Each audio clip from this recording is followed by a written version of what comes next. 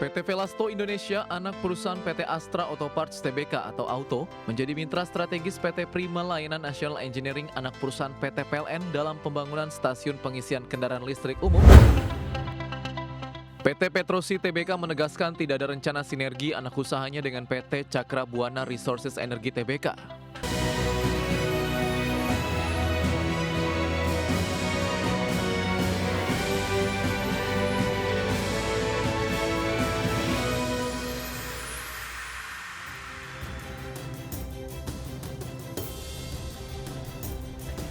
Halo, apa kabar? Bisa saya Wiki Adrian kembali menjumpai Anda dalam Market Buzz, dan seperti biasa kami akan menghadirkan informasi terkait dengan pasar modal dan juga ekonomi dan juga bisnis.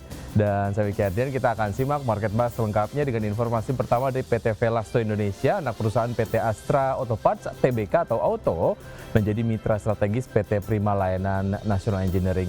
PT Prima Layanan National Engineering adalah anak perusahaan PT PLN dalam pembangunan stasiun pengisian kendaraan listrik atau SPKLU tipe pole mounted charger pertama di Indonesia. PT Velasto Indonesia, anak perusahaan PT Astra Auto Parts Tbk atau Auto, menjadi mitra strategis PT Prima Layanan National Engineering, anak perusahaan PT PLN dalam pembangunan stasiun pengisian kendaraan listrik umum atau SPKLU tipe pole mounted charger pertama di Indonesia.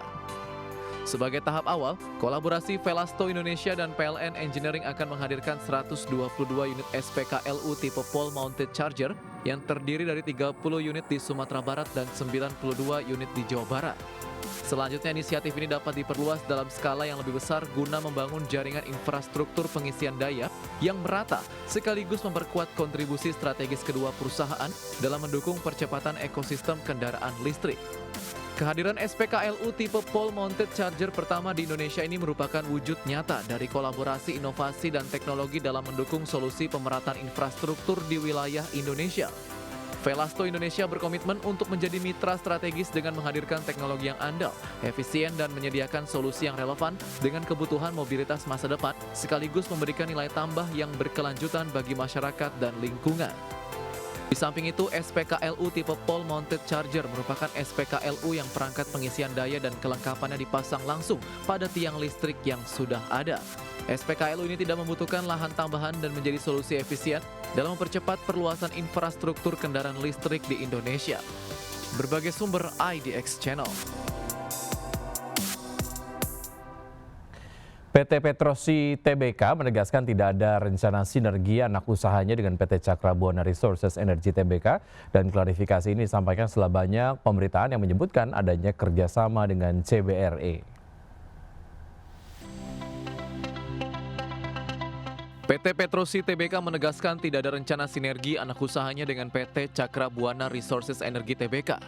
Klarifikasi ini disampaikan setelah banyak pemberitaan yang menyebutkan adanya kerjasama dengan CBRE.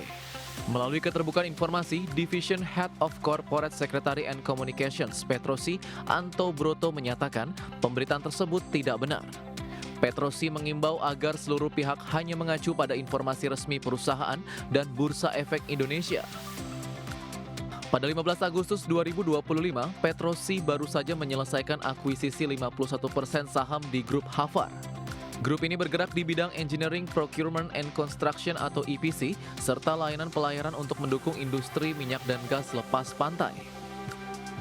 Dengan pengalaman lebih dari 18 tahun, grup Havar memberikan layanan antara lain offshore pipe laying, subsea segment pipe replacement, dan pengoperasian berbagai kapal pendukung industri migas. Seluruh aktivitas PTRO didukung komitmen pada keselamatan kerja, operasional unggulan, dan penerapan good corporate governance. Berbagai sumber IDX Channel.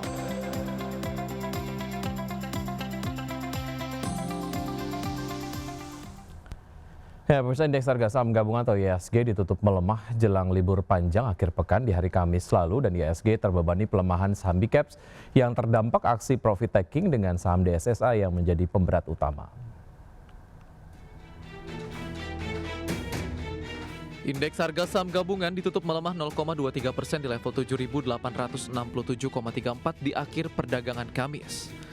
Dalam sepekan perdagangan yang berlangsung hanya 4 hari, IHSG melemah 1,07% dan secara year to date masih menguat 11,12%. Sektor barang konsumen siklikal naik 3,61% dan sektor transportasi dan logistik menguat 0,09%. Sementara 9 indeks sektoral lainnya masuk zona merah dengan indeks sektoral dengan pelemahan terdalam sektor barang baku turun 1,12%, sektor properti dan real estate melemah 0,80%. Beberapa saham yang berhasil menahan kejatuhan lanjutan IHSG di antaranya saham Telkom ditutup menguat 1,29% di level Rp3.150 per saham dan berkontribusi 4,57 poin ke IHSG. Saham BMRI ditutup menguat 1,30% di level Rp4.680 per saham dan menyumbang 3,51 indeks poin ke IHSG. Saham film ditutup menguat 14,80% di level Rp3.800 per saham dan berkontribusi 2,76 indeks poin. Sementara saham pemberat utama IHSG di antaranya saham DSSA melemah 3,28% di level Rp106.200 per saham dan bebani IHSG minus 6,64 poin. Saham BBRI ditutup melemah 0,74% di level Rp4.000 per saham dan beratkan IHSG di minus 6,62 indeks poin. Selanjutnya saham TPIA ditutup melemah 0,61% di level Rp8.125 per saham dan bebani IHSG di 2,26 poin. Dari dalam negeri, Kepala Eksekutif Pasar Modal Derivatif Keuangan dan Bursa Karbon OJK Inarno Jayadi mengungkapkan, indeks pasar modal tanah air masih ditopang oleh fundamental ekonomi Indonesia yang solid dan ekspektasi penguatan pasar keuangan global di tengah adanya demonstrasi dan tindakan anarkis. Animo investor asing di pasar saham juga menunjukkan perbaikan di bulan Agustus 2025 setelah 2 bulan sebelumnya mencatatkan net sell. OJK mencatat inflow di Agustus sebesar 10,96 triliun rupiah, meskipun secara year to date asing masih tercatat net sell sebesar 50,95 triliun rupiah. Berbagai sumber IDX Channel.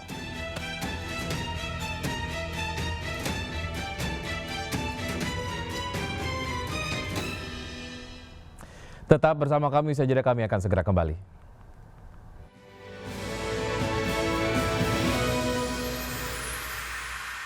Terima kasih Anda masih bergabung sama kami pemirsa di Market Buzz, dan selanjutnya terkait dengan pergerakan bursa global di mana bursa Wall Street ditutup melemah pada perdagangan di Jumat pekan lalu menyusul data yang menunjukkan pertumbuhan lapangan kerja di Amerika Serikat melemah tajam pada bulan Agustus hanya mencapai 22.000 pekerjaan, jauh lebih rendah dibandingkan dengan bulan sebelumnya.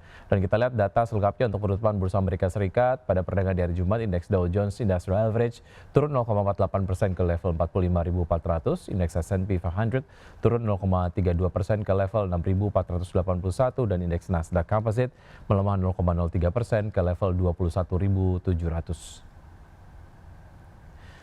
Dan sementara itu bursa saham Eropa ditutup melemah pada hari Jumat tertekan oleh sektor energi dan keuangan. Pelemahan tersebut terjadi setelah data ketenagakerjaan Amerika Serikat yang lebih lemah dari perkiraan meningkatkan kekhawatiran atas perekonomian Amerika Serikat.